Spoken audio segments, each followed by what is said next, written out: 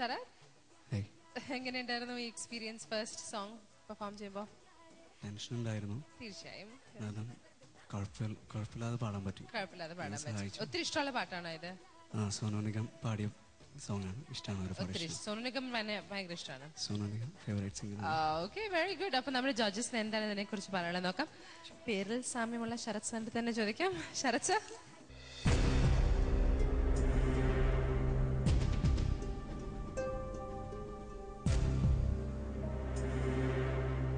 ശരത്തെ, എനിക്ക് എന്നെ തന്നെ വിളിക്കാൻ പറ്റുന്ന ഒരു സന്തോഷം. മോനെ കൊള്ളായിരുന്നു കേട്ടോ. എനിക്ക് എല്ലാം ഇഷ്ടമായി. പെട്ടെന്ന് ശരത്ത് പാടിയിട്ട് ആ ദേഖവും ഇല്ലേ, ആ ഖൂ മാത്രം വേറെ ആരോ വന്നതെന്ന് പാടുന്നോണ്ടായിരുന്നു. അതുവരെ നേരെ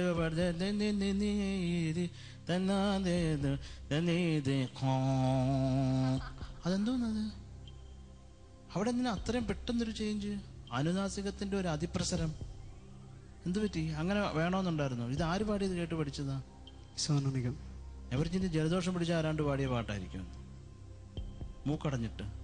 മൂക്കടച്ചിട്ടെല്ലാം തന്നെ പാടും അത്, ആ ഒരു ലൈൻ മാത്രം. മോനെ, ഫലക് ദേഖോ ജമീൻ ദേഖോ ജഹാ ദേഖോ तेरा चेहरा वही देखूं.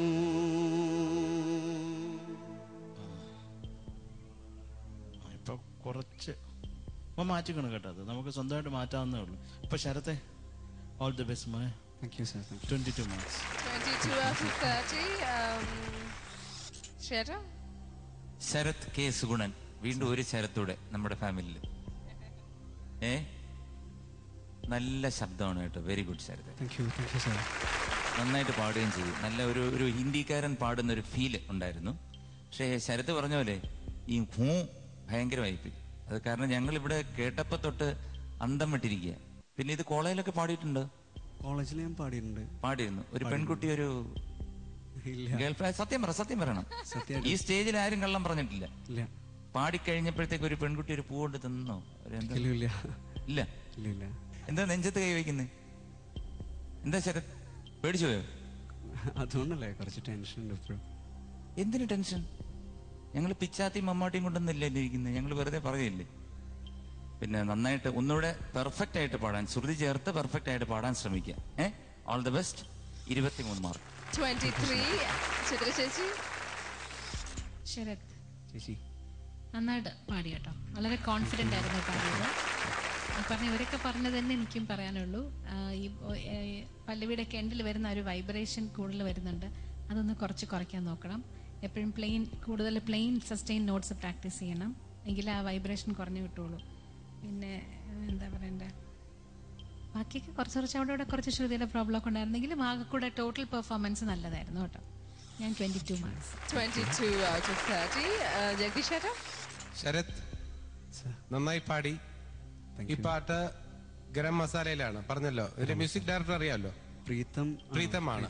ഈ പാട്ട് നന്നായി പാടിയിട്ടുണ്ട്. കോൺഫിഡൻസ് ലെവലുണ്ട്. പിന്നെ ഹിന്ദിയുടെ പ്രൊനൗൺസിയേഷൻ ഒക്കെ നല്ല രസമായിട്ടുണ്ട്. സാധാരണ ഈ മലയാളികൾ പാടുമ്പോൾ ചിലരൊക്കെ പാടുമ്പോൾ ഉഷാ ദീദിയൊക്കെ ഇരുന്ന് പറയുന്നത് കേട്ടിട്ടുണ്ട്, മോശമാണ് ഉച്ചാരണം, വളരെ ശ്രദ്ധിക്കണം എന്നൊക്കെ. ഇവിടെ അങ്ങനെയൊന്നും പറയേണ്ടി വന്നിട്ടില്ല. Confidence level നന്നായിട്ടുണ്ടായിരുന്നു.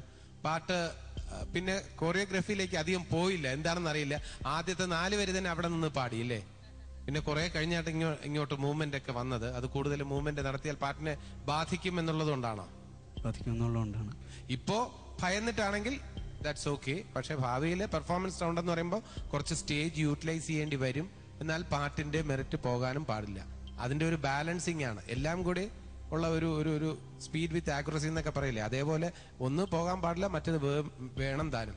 ആ രീതിയിൽ ശീലിക്കണം. അപ്പൊ ഇന്നത്തെ അറ്റംപ്റ്റ് ഈ അനുനാസിക ഒഴിച്ച് ബാക്കി എല്ലാവരും നന്നായിരുന്നു എന്നാണ് എല്ലാവരും പറയുന്നത്. ആ അഭിപ്രായം തന്നെയാണ് എനിക്കുള്ളത്.